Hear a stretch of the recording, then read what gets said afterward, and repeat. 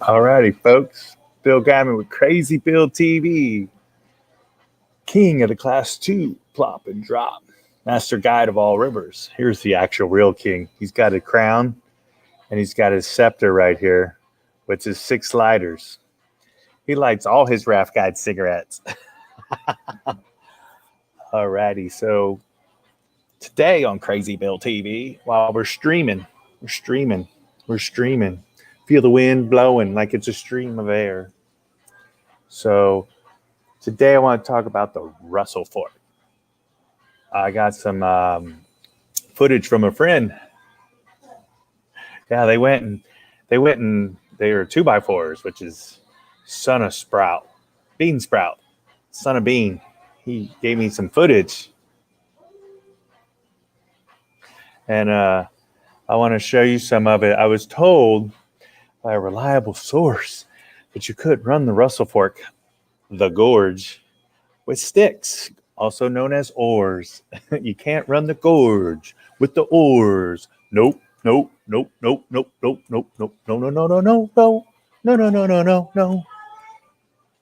can't do it. No, can't. N-O. So it can't be done. So ironically, just as I was told you can't do it, I find footage of someone doing it with oars. And not only doing it with oars, they do it with open oar locks. So here is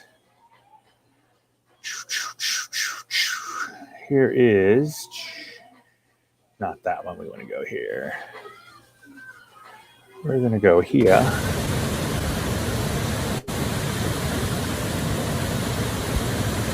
Let me rewind it a little bit. Let's go. Boop.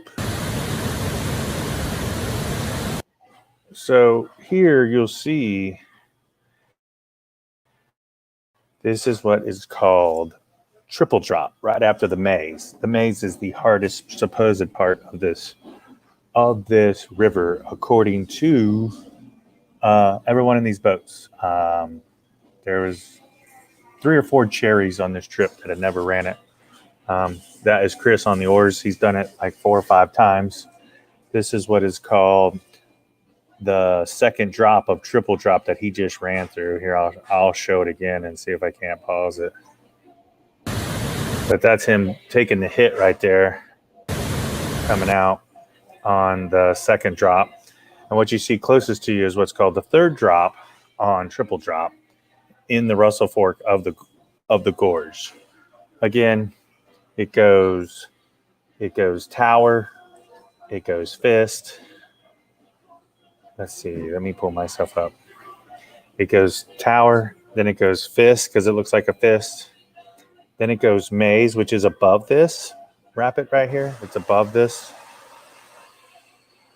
Trying to learn how to point on a camera, which is above this.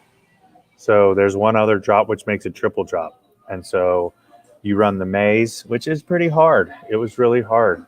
According to what they told me, like there's like 2 or 3 must-make moves in there, but everything else is kind of forgiving. But those are the hardest, like 2 or 3 must-make moves is what I was told. But again, it can't be done with oars. You can see right here, Chris has open oars, and I'll continue playing it so you can watch him run the rest of this, which is pretty awesome. I mean, he runs it in open oar locks and he does fine. I was told he actually got stuck on a class 1 plus rapid actually, which was crazy. I think he got stuck either above coming into the maze or stuck coming into climax. Supposedly maze and climax are the same in the structure of rapids, that it's like jumbly and you got to make moves. The thing with the climax, I've been told, it seems it's about twice as much room compared to the maze. The maze is like your boat barely gets through in spots. So again, here we go. They're setting up to drop the last of the triple drops here. Pretty awesome to watch. We'll go full screen so you can watch the whole thing. They're explaining where they're going, because there's a scene to the right that's pretty gnarly.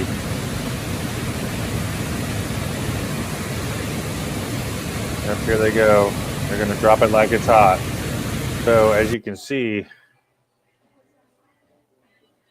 let's do this one instead. As you can see, The seam right here, I got to get used to pointing. The seam right here, it's pretty big and gnarly in there. But again, it's not so bad.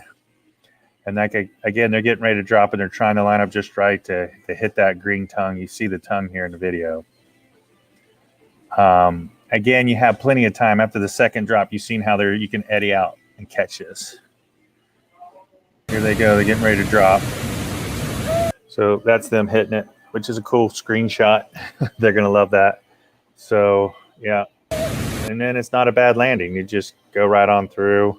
It's pretty easy. Do some high five paddles. And then here comes Chris.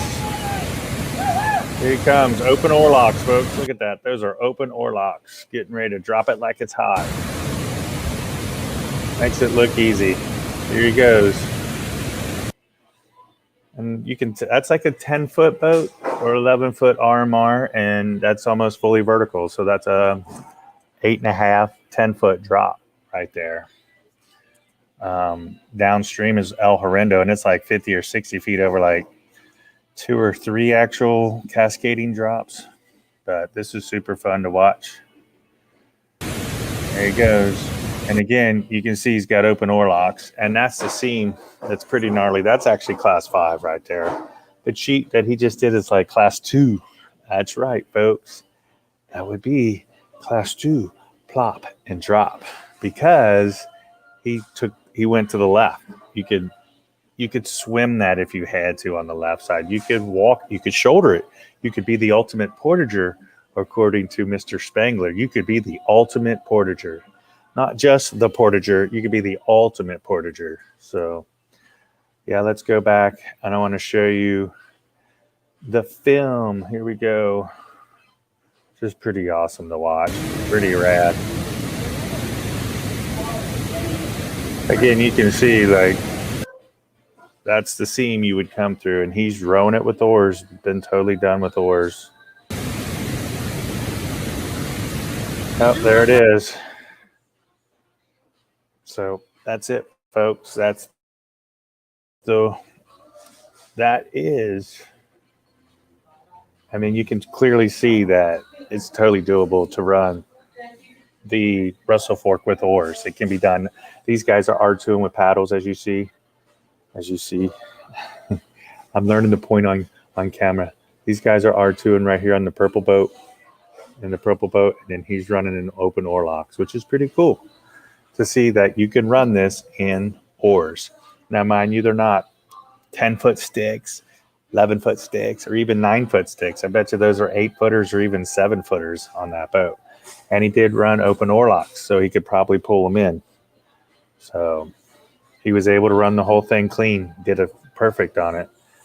I think I was told that the surf hole below El Horrendo, about 300 feet, kind of got him a little bit. But again, the main thing is the maze. You do need to know the lines. Tower is run to the bank right. Supposedly it's a big flat rock.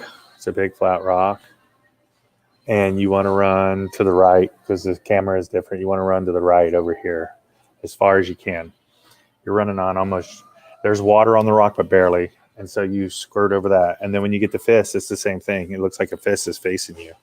And you want to run over here on the right, which is your right as you look at it. And once you get through those two, I mean, that wasn't even hard, honestly. I thought those moves were pretty easy, according to what they were telling me and some of the video I got to watch that they took. So, yeah, you can easily run tower and then fist. And then after fist, it's like, I don't know, 1/2 or 3/4 mile of boogie water, they call it. And there's like class 2+3 moves-ish. I think you run Let's Make a Deal after that, which they went way left. As soon as you come up to it, you cut left. And it's an easy slot to get through. Make a Deal, it's about another 1/4 mile. And you will distinctively see when it's the maze. It like pawns out. It totally pawns out before the maze is what they told me. It totally pawns out. And at this point, this is where a drone would be nice. You could get out and fly a drone. One of the guys was like, "Hey, I'm going to run right," is what they told me. Like he was going to run right, and then you go back to center, and then you eddy out to scout it. I know some guys, they said they went left. They started off extreme left. I got to get my directions. They started extreme left.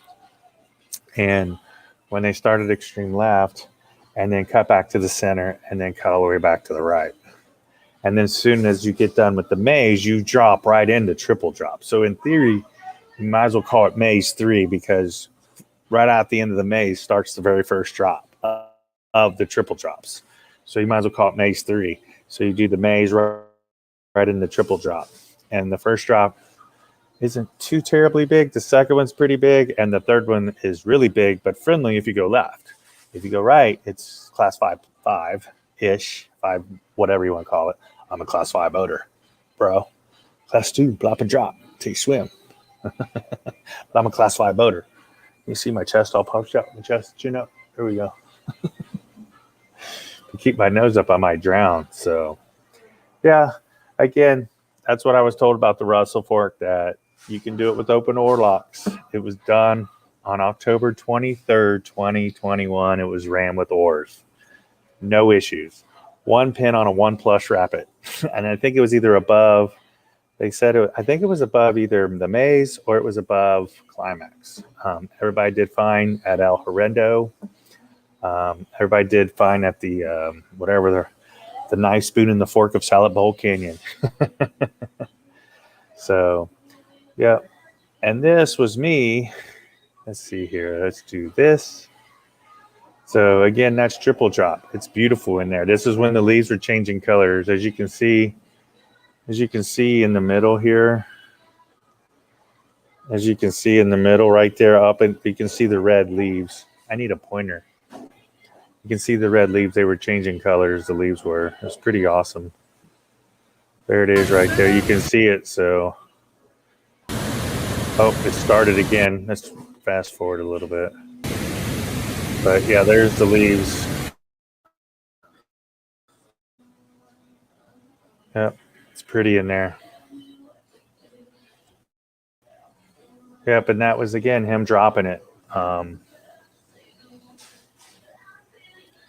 So when you can't do something, or when you get told you could go do something that's never been done before, you will drive all the way across country. This is me driving all the way across country. This is when I got the word on the Illy was going to be high. I got this like January 25th, I got told. I got sent the thing. So, yeah, I started driving. Me and the love of my creature craft, I put my frames up front. They fit in the front seat. It's a breakdown frame, which makes it awesome. Yep, breakdown frames are awesome for that because you can take them with you. So, again, this is Bill giving you some information about the Russell Fork. Yeah, it's someone said it's on the border of Kentucky and Virginia. It's near Elkhorn City. I think Bean went down there to see some people run it. It's pretty awesome. He enjoyed himself, had a good time.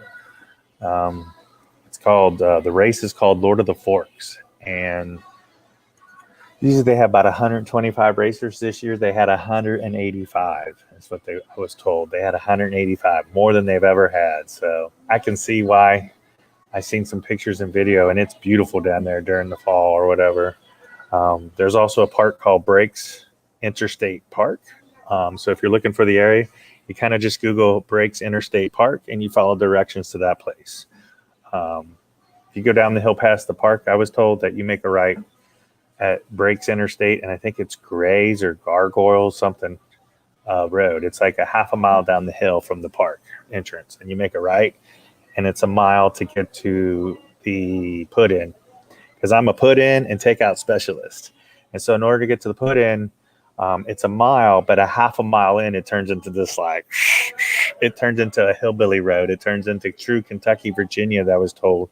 Turns, and you don't have to have four-wheel drive, but you better be on the gas pedal and no one in front of you so you can spin your way out. Front-wheel drive was better. If you have rear-wheel drive, you better be spinning the tires to get out, I was told. And when it's wet, it's even worse. So, and it's tight in there too, the last half mile. So there's a spot at the very top before you drop in. You can kind of listen and watch.